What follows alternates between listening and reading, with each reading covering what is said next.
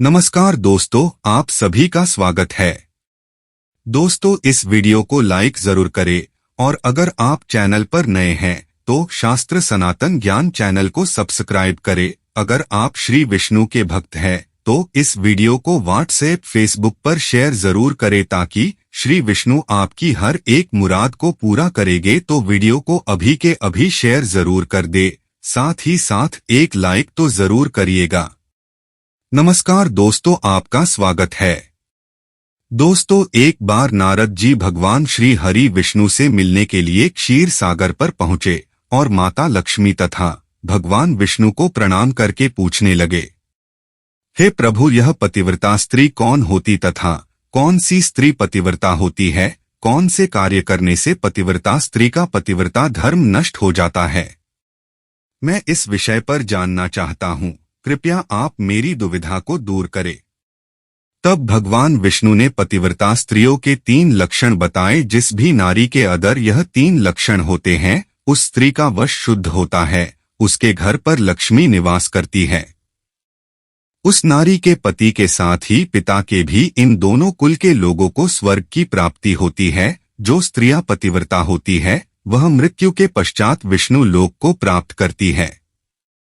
पतिव्रता स्त्री की महानता का वर्णन करते हुए भगवान विष्णु ने एक अत्यंत पवित्र कथा सुनाई है। इस कथा का श्रवण करने मात्र से ही व्यक्ति के सभी पाप नष्ट होते हैं। जो व्यक्ति ध्यान मग्न होकर इस कथा को सुनता है, भगवान विष्णु उसके 32 अपराध माफ करते हैं। इसीलिए प्रति एक मनुष्य को इस कथा को ध्यान से सुनना चाहिए।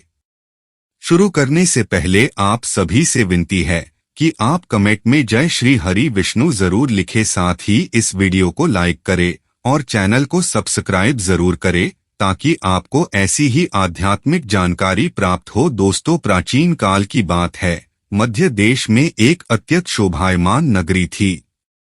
उसमें एक पतिव्रता ब्राह्मणी रहती थी। उसका नाम था शैव्या। शैव्या का पति पिछले जन्म के पाप कर्मों के कारण इस जन्म में कोरी हो गया था, अर्थात तो उसे कोढ़ का रोग हो गया था।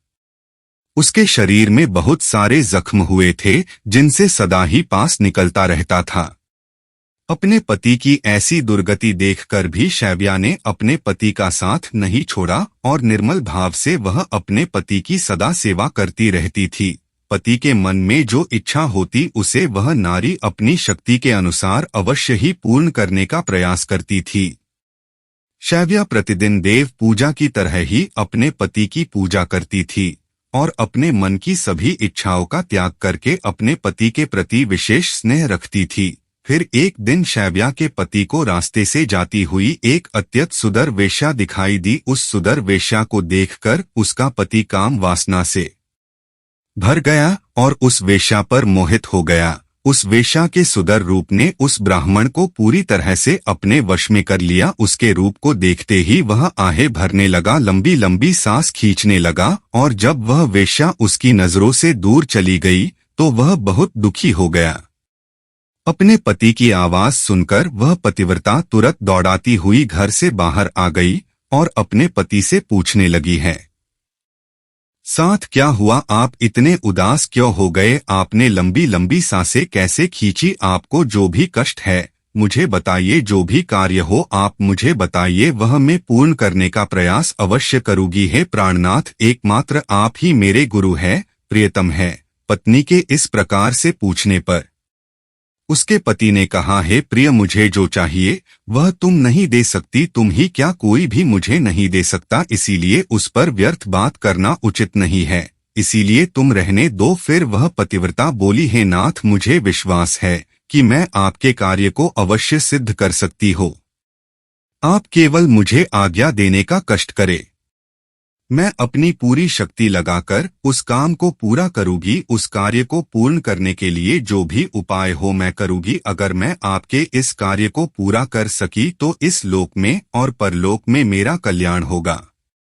फिर शैव्या के कोढ़ी पति ने कहा, हे प्रिय, ठीक है, बताता हूँ। अभी अभी इस रास्ते से एक अत्यंत सुंदर वेश्या जा रही थी। उसका शरीर अत्यंत सुंदर और मनमोहक था, जिसे देखकर मेरा हृदय काम आदमी से भर गया है।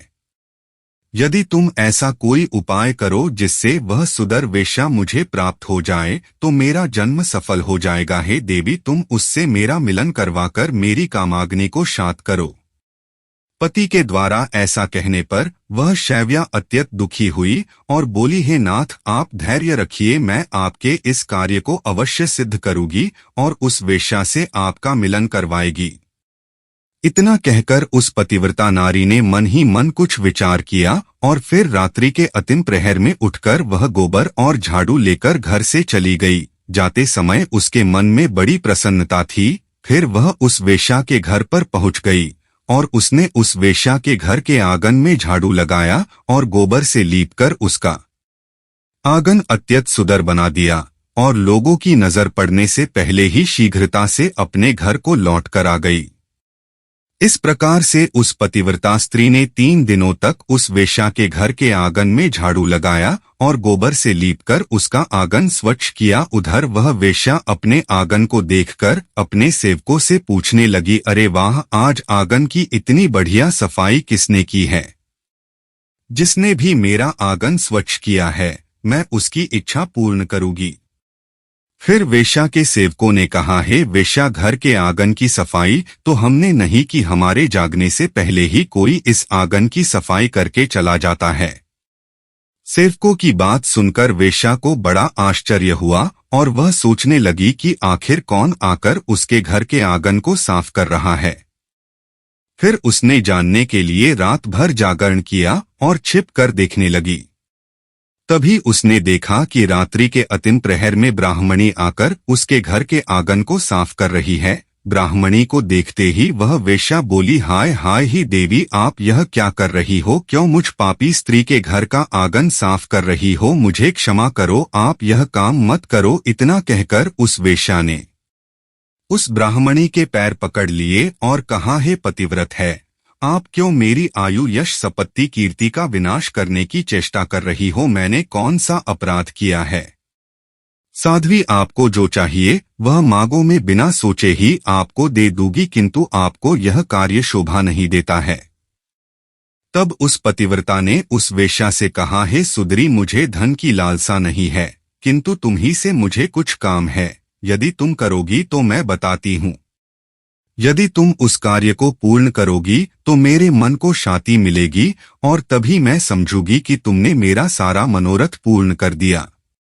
फिर वह वेश्या बोली, हे पतिव्रत है, आप जल्दी बताइए, मैं वचन देता हूँ, आपका जो भी अभीष्ट कार्य है उसे मैं अवश्य पूर्ण करूंगी। माता जी, आप महान पतिव्रता है, आपका कार्य करूंगी तो मेरे सभी पाप नष्ट हो जाएंगे। आपके चरण छू लेने से ही मैं पाप से मुक्त हो चुकी हूँ। कृपया आप जल्दी बताइए, मैं आपकी किस प्रकार से मदद कर सकती हो? फिर उस पतिव्रता ने लजाते हुए कहा, हे सुंदरी, कुछ दिनों पहले मेरे पति की नजर तुम्हारे शरीर पर पड़ी थी, जिसे देखकर वे तुम्हारे शरीर के मोह में पड़ गए हैं और तुमसे से मिलन करने की इच्छा कर रहे हैं।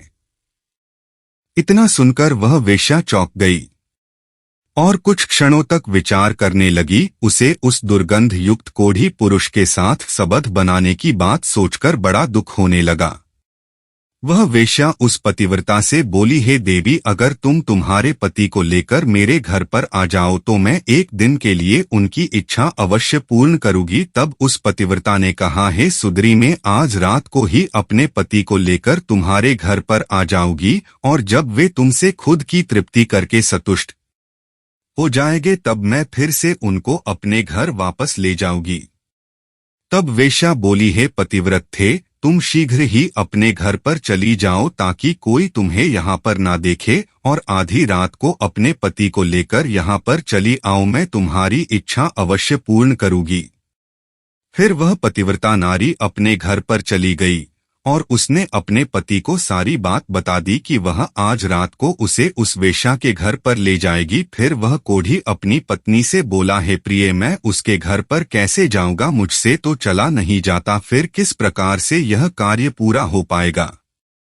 तब पतिव्रता बोली, हे प्राणनाथ, आप चिंता ना करें, मैं आपको अपनी पीठ पर बिठाकर लेकर जाऊंगी और जब आपका कार्य पूर्ण हो जाएगा तब आपको वापस ले आऊंगी। इतना सुनकर वह ब्राह्मण बहुत खुश हुआ और अपनी पत्नी से बोला, हे कल्याणी, तुम एक महान नारी हो, तुमसे मैं अति प्रसन्न हो, तुम्हारे कारण मेरा कार्य पूर्ण हो जाएगा। तुमने आज जो काम अपने पति के लिए किया है, ऐसा काम संसार की कोई नारी नहीं कर पाएगी। हे देवी, तुम धन्य हो। फिर रात हो गई और वह पतिव्रता ब्राह्मणी अपने पति को पीठ पर बिठाकर लेकर जाने लगी।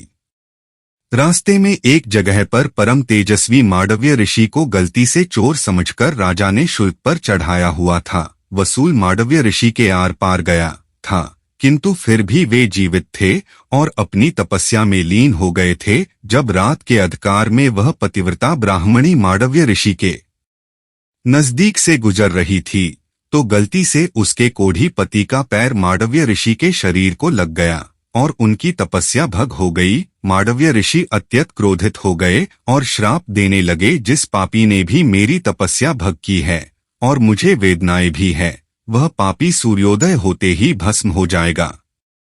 सीमात ने श्राप देते ही वह कोरी जमीन पर गिर पड़ा। ऋषि मांडव्य का श्राप सुनते ही उस पतिव्रता को बहुत दुख हुआ और वह कहने लगी, आज से 3 दिनों तक सूर्य का उदय ही ना हो। इतना कहकर वह पतिव्रता अपने पति को लेकर घर चली गई और अपने पति को शैया पर लिटाकर उसके पास बैठ गई।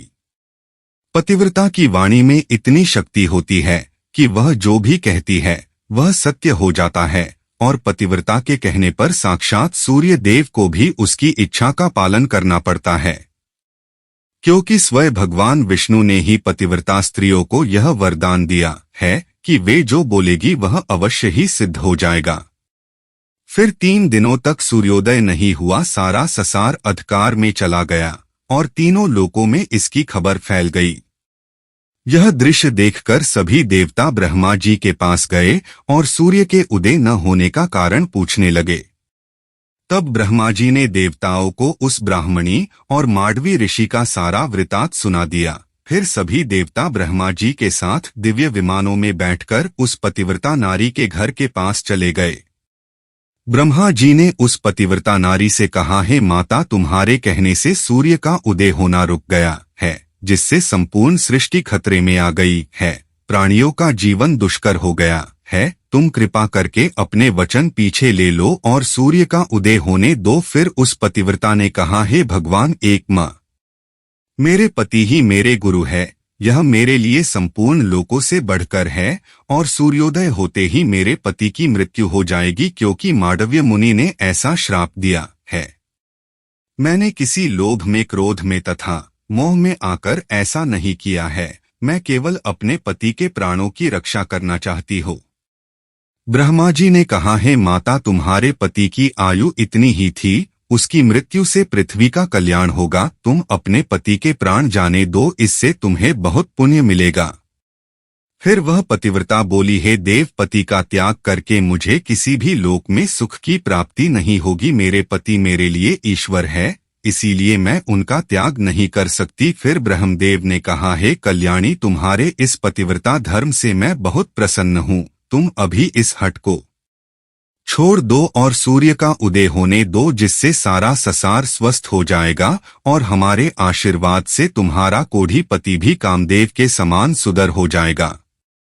ब्रह्मा जी द्वारा ऐसा कहने पर उस पतिव्रता ने थोड़ी देर विचार किया और उसके बाद हाँ कहकर स्वीकृति दे दी और फिर सूर्य का उदय हुआ। फिर मांडव्य मुनि के श्राप के कारण तुरंत ही उसका पति जलकर भस्म हो गया और फिर उसकी राख से अत्यंत सुंदर कामदेव का समान रूप वाला उस का पति बाहर आकर खड़ा हो गया। यह चमत्कार देखकर वह पतिव्रता अत्यंत प्रसन्न हुई और फिर स्वर्ग लोक से एक अत्यंत तेजस्वी विमान आया और वह पतिव्रता नारी अपने पति के साथ बैठकर स्वर्ग लोक को चली गई।